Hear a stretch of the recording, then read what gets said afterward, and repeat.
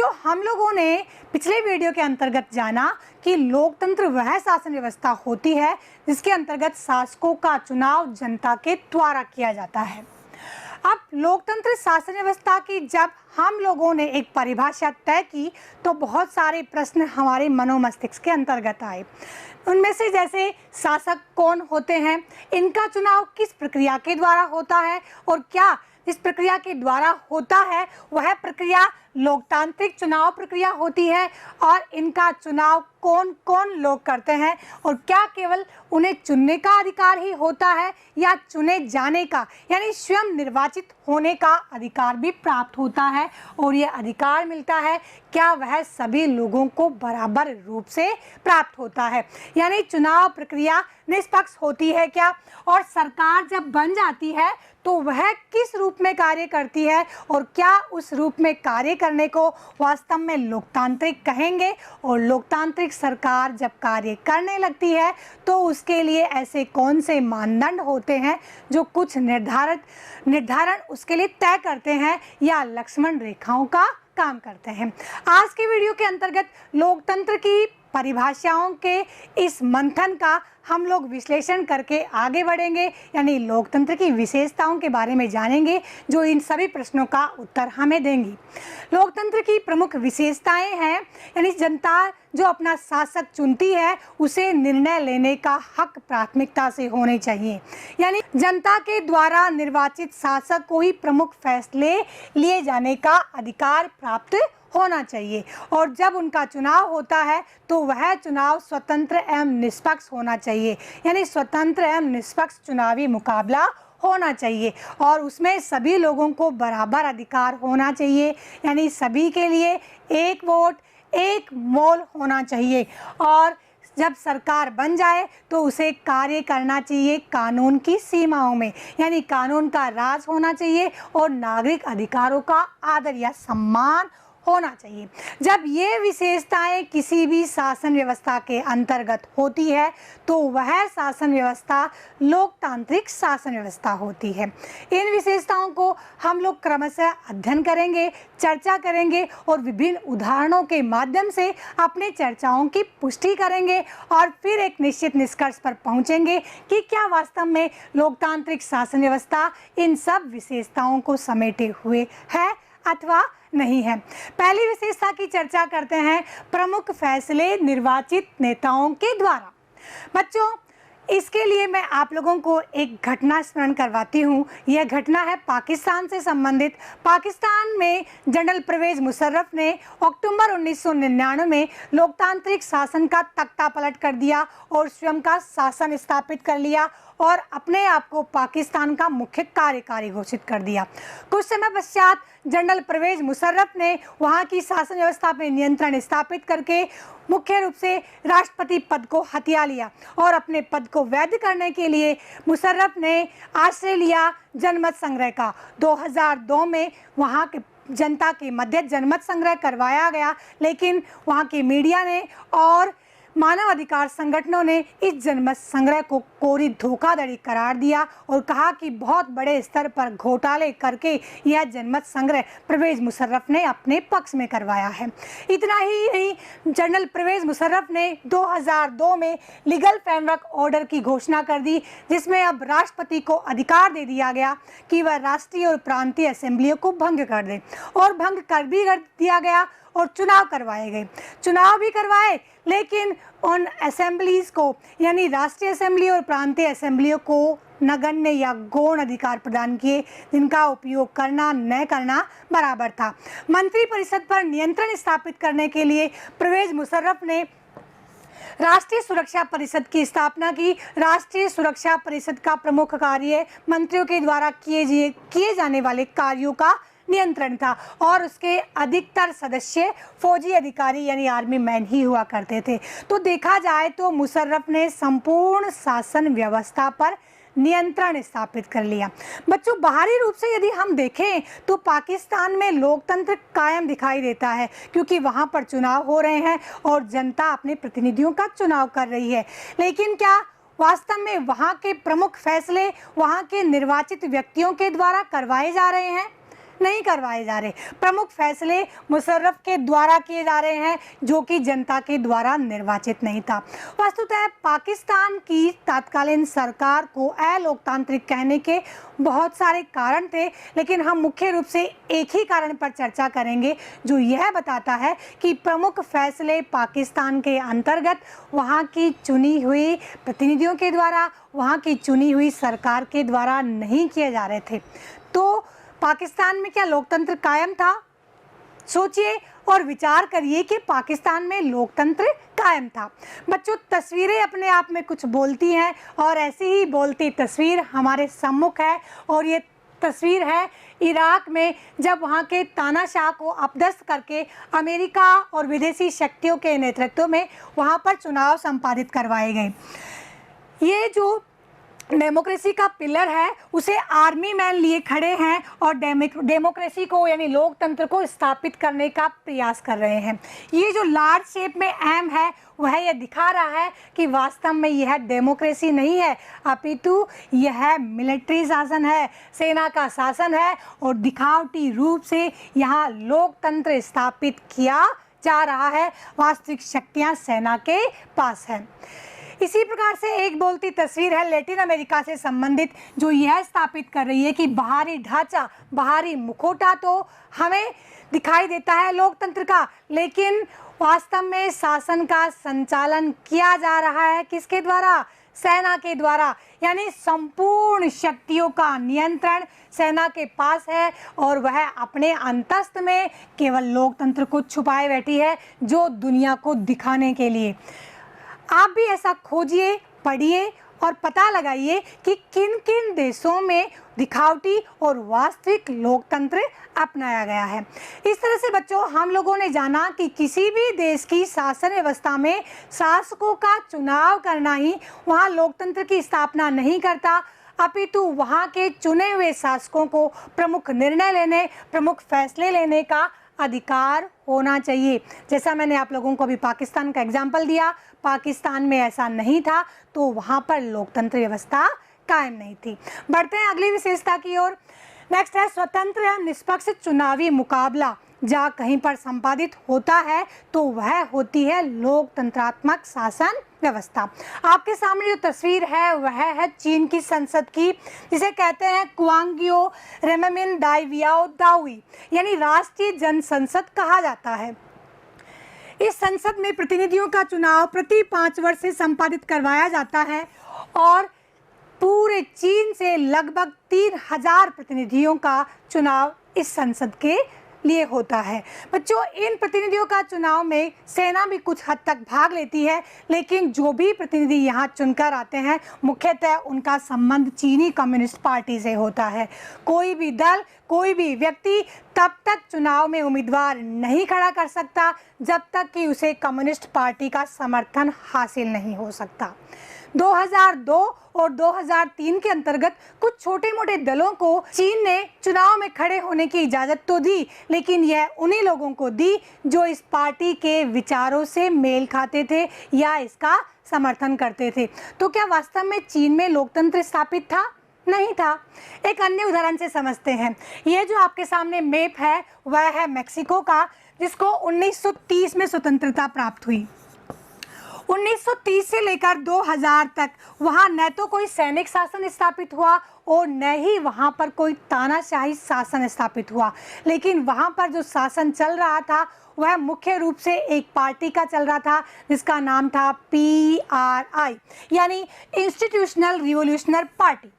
इस पार्टी के नेतृत्व के अंतर्गत ही वह मेक्सिको की संपूर्ण शासन व्यवस्था का निर्धारण किया जा रहा था। पार्टी ने अपने अधीन संपूर्ण मीडिया को, संपूर्ण सूचना तंत्र को, संपूर्ण प्रसारण को ले रखा था, और प्रत्येक सरकारी दफ्तर में काम करने वाला कर्मचारी, यहाँ तक कि गवर्नमेंट स्कूल में पढ़ाने वाले टीचर भी इस पार्टी के कार्यकर्ता के रूप में कार्य करते थे। उनका मुख्य कार्य इस पार्टी की पैरवी करना होता था और इस पार्टी की बैठकों में नियमित रूप से भाग लेना होता था। पार्टी के द्वारा सरकारी अधिकारियों को, सरकारी कर्मचारियों को प्रेशर किया जाता था कि वे स्वयं तो इसके पक्ष में मतदान करें ही, साथ ही अपने बच्चों और माता पिता को भी इसमें मतदान करने के लिए प्रोत्साहित करें और अवश्य मतदान करवाएं। यह पार्टी चुनाव जीतने में कुख्यात थी और किसी भी तरीके से यह अपने आप को विजयी प्राप्त करवा लेती थी। इस पार्टी के खिलाफ जब भी कोई ऐसा न्यायिक निर्णय दिया जाता था तो यह उसे पूरी तरीके से नज़रअंदाज कर देती थी, यानी न्यायपालिका की भी यह पूरी तरह से अवहेलना करती थी। और जब इसे लगता कि यहाँ पर मेरे खिलाफ मतदान होने वाला है तो तुरंत प्रभाव से वहाँ से मतदान बूथ चेंज करवा दिए जाते थे और संपूर्ण मतदान पर स्वयं नियंत्रण स्थापित करवा लिया जाता था।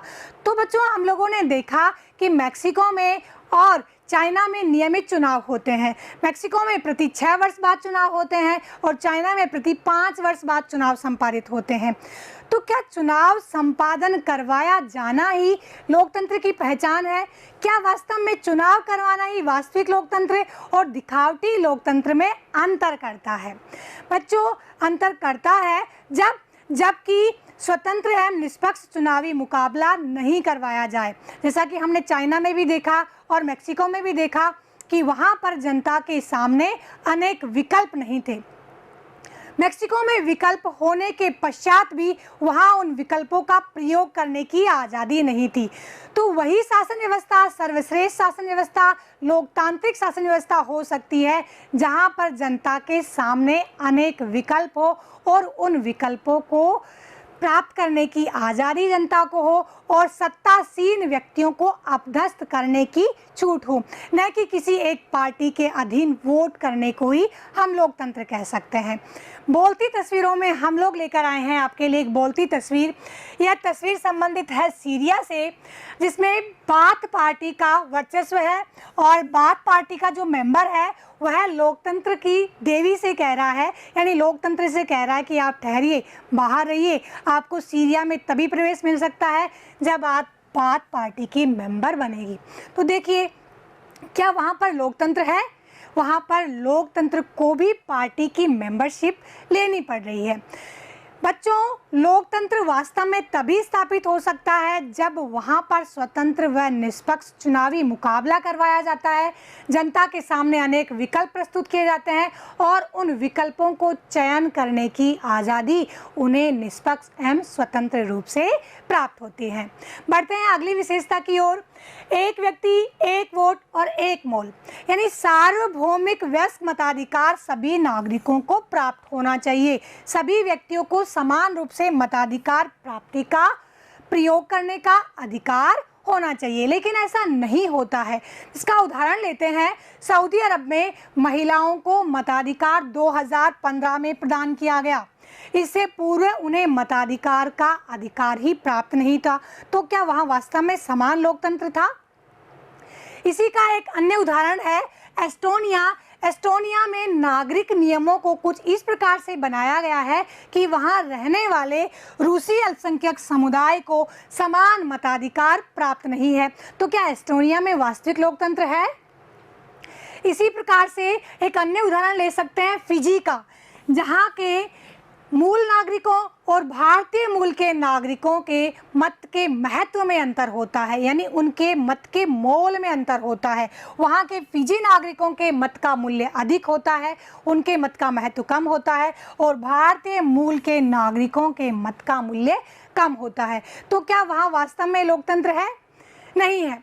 आइए हम लोग एक वोट, एक व्यक्ति और एक मोल की बात करते हैं और यह बोलती तस्वीर कुछ ऐसा ही कहती है।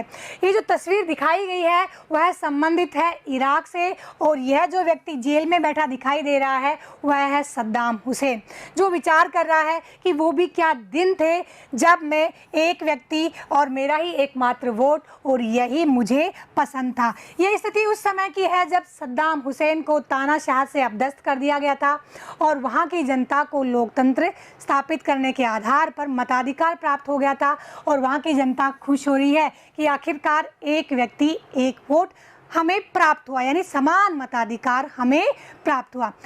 इसी प्रकार का अन्य उदाहरण हमें अनेक शासन व्यवस्थाओं के अंतर्गत देखने को मिलता है। बोलती तस्वीर कहती है कि थैलीशाही भी लोकतंत्र को प्रभावित करती है। यह तस्वीर है लैटिन अमेरिका के चुनावों से संबंधित, जहां के चुनाव में पैसा यानी थैलीशाही बहुत अधिक प्रभाव रखती है। तो यह तस्वीर कहती है कि खोजो, पता लगाओ, क्या भारत के चुनावों में भी ऐसा होता है क्या? क्या थैलीशाही है या लोकतंत्रशाही है? यानी पैसा, धन लोकतंत्र को किस प्रकार से, किस रूप में प्रभावित करता है, या सभी लोगों के लिए लोकतंत्र समान है? तो बच्चों, हम लोगों ने यह निष्कर्ष निकाला कि लोकतंत्रात्मक शासन व्यवस्था अपने वास्तविक रूप को तभी प्राप्त कर सकती है जब वहाँ सभी व्यक्तियों के लिए समान मताधिकार हो और मताधिकार का प्रयोग करने की आज़ादी हो, तभी वह वास्तव में लोकतंत्र है। बढ़ते हैं अगली विशेषता की ओर, कानून का राज और अधिकारों का आदर। जो आपके सामने मैप है वह है जिम्बाब्वे का। बच्चों, जिम्बाब्वे को 1980 में आज़ादी प्राप्त हुई और 1980 से लेकर 2017 तक वहां पर एक प्रमुख पार्टी जानू पीएफ का वर्चस्व रहा और रॉबर्ट मुगाबे, जो आपके सामने तस्वीर में दिखाई दे रहे हैं, 2017 तक लगातार वहां के शासन व्यवस्था के प्रमुख केंद्र बने रहे। शासन व्यवस्था लोकप्रियता के आधार पर प्राप्त की गई थी, चुनावी प्रक्रिया के आधार पर प्राप्त की गई थी और जनता ने अपने व्यस्त मताधिकार का प्रयोग भी किया था। परंतु रॉबर्ट मुगाबे ने अपनी सरकार के द्वारा इस प्रकार से नियंत्रण स्थापित कर लिया कि कानून को अपनी मुट्ठी में ले लिया और जनता के अधिकारों को ध्वस्त कर दिया। यानी सार्वजनिक मीडिया के जो साधन थे, टीवी, रेडियो आदि पर पूरी तरीके से नियंत्रण स्थापित कर लिया। अखबार छपा तो करते थे, लेकिन उन छपे हुए अखबारों में भी केवल जानू पीएफ की बात ही हुआ करती थी या रॉबर्ट मुगाबे के पक्ष की बात ही होती थी। रॉबर्ट मुगाबे खुद भी लोकप्रिय नेता था, लेकिन लोकप्रिय होने का मतलब यह तो नहीं होता कि कानून व्यवस्था को अपने हाथों में ले लिया जाए और अपने शासन का रूप तानाशाही कन्वर्ट कर दिया जाए। नहीं, शासन व्यवस्था तभी लोकतांत्रिक हो सकती है जहां पर कानून का राज होता है, कानून का वर्चस्व होता है और सभी लोगों को, सभी संसाधनों को अपनी अभिव्यक्ति की आज़ादी होती है। बोलती तस्वीर कुछ बोल रही है। यह चित्र है संबंधित चाइना से, जब चाइना ने प्रमुख वेबसाइट सिस्को, गूगल और याहू पर पूरी तरीके से प्रतिबंध लगा दिया था। ये जो आर्मी टैंक्स है उनके सामने निर्दोष बालक खड़ा दिखाई दे रहा है। यह याद दिलाता है थियामिन चौक की घटना का, जब लोकतंत्र के पक्ष में आवाज़ उठाने वाले निर्दोष हजारों लोगों को चाइना के द्वारा मौत के घाट उतार दिया गया था। तो बच्चों, लोकतंत्र की उत्पत्ति ही केवल लोकतंत्र की सुदृढ़ता का आधार नहीं होती। लोकतंत्र को जीवित रखने के लिए कुछ प्रमुख लक्षण होते हैं, लोकतंत्र को विकसित करने के लिए कुछ आधार होते हैं, जिनकी हम लोगों ने अभी उनकी विशेषताओं के रूप में चर्चा की। इस तरह से बच्चों, हम लोगों ने यह जाना कि शासन व्यवस्थाएं तभी सही रूप में लोकतांत्रिक हो सकती हैं जब वे कानून का आदर करें, नागरिकों के अधिकारों का सम्मान करें। अब इन परिभाषाओं का, इन विशेषताओं का यदि निष्कर्ष निकालें तो हमारे सामने कुछ बिंदु आते हैं। जिस तरह से लोगों के द्वारा चुनी हुई शासन व्यवस्था अगर फैसले करती है तो वह वास्तव में क्या होती है? लोकतांत्रिक शासन व्यवस्था होती है। और यह लोकतांत्रिक हो, इसके लिए अन्य आधार यह भी है कि वहाँ की जनता को निष्पक्ष अवसर प्राप्त हो और अनेक विकल्प प्राप्त हो, जिससे वह सत्तासीन दल को भी, सत्तासीन पदाधिकारी को भी अपदस्थ कर सके। और यह तब हो सकता है जब सार्वभौमिक मताधिकार और सभी विकल्पों के प्राप्ति का सभी व्यक्तियों को समान अवसर प्राप्त हो। और जब सरकार चुन ली जाती है तो वह चुनी हुई सरकार भी संविधान या निर्धारित कानूनों की सीमा में रहकर ही कार्य करे और नागरिक अधिकारों का सम्मान करे। बच्चों, हम लोगों ने इस वीडियो के स्टार्टिंग में कुछ क्वेश्चंस पुटअप किए थे, कुछ प्रश्न हमारे कौतूहल वश दिमाग में आए थे। वो प्रश्न है, शासक कौन है? यानी शासक कौन है? और इस प्रश्न का समाधान हमें मिल गया है। शासक वह है जो जनता के द्वारा निर्वाचित होता है और उसे सरकार के प्रमुख फैसले लेने का हक होता है। किस चुनाव को लोकतांत्रिक चुनाव कहेंगे, यानी वह चुनाव लोकतांत्रिक होता है जहां स्वतंत्र और निष्पक्ष चुनावी मुकाबला होता है और जनता के सामने एक से अधिक विकल्प चुनने के अवसर होते हैं। कौन लोग शासकों के चुनाव में भाग लेंगे? सार्वभौमिक वयस्क मताधिकार के आधार पर सभी लोगों को इस चुनाव प्रक्रिया में भाग लेने का अधिकार होता है और उसी सरकार को लोकतांत्रिक सरकार कहेंगे जिनके पास में निष्पक्ष चुनाव, शासक को निर्णय लेने की शक्ति और कानून का आधार होता है। और लोकतांत्रिक सरकार के कार्य करने का निर्धारण का आधार होता है स्थापित कानून और नागरिकों के अधिकारों की रक्षा करना। तो बच्चों, हम लोगों ने इन प्रश्नों के उत्तर तो खोज लिए, लेकिन फिर भी हमारे मस्तिष्क में कुछ प्रश्न उठ रहे हैं। उनमें से एक प्रश्न है, तो क्या लोकतंत्र ही शासन व्यवस्था का सबसे अच्छा रूप है? क्या इसका कोई और विकल्प नहीं है? और यदि लोकतंत्रात्मक शासन व्यवस्था ही सबसे अच्छी शासन व्यवस्था है तो क्यों, यानी लोकतंत्र ही क्यों? इसकी चर्चा हम लोग अगले वीडियो में करेंगे। बने रहिए मेरे साथ में लोकतंत्र का अध्ययन करने के लिए। तब तक के लिए जय हिंद, जय भारत।